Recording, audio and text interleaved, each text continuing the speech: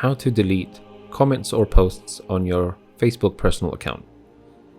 So go to the post that you have a comment that you don't like. So this is a post here, and at the bottom there's a comment. And if you don't like it, so just hover your cursor over the comment.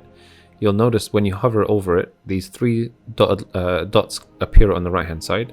Click on that. It will give you an option to either edit or delete.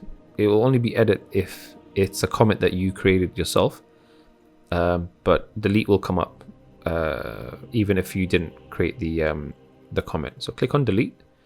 It'll ask you, are you sure you want to delete this comment? You say yes, hit delete, and the comment disappears.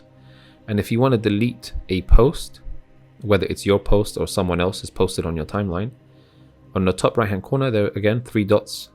Click on those and then navigate your way down to where it says delete. You click on delete. It'll ask you again. You can edit it if you just need to change something, and so forth. You just want to click on delete and give it a second, and the post is deleted. You can't retrieve it again.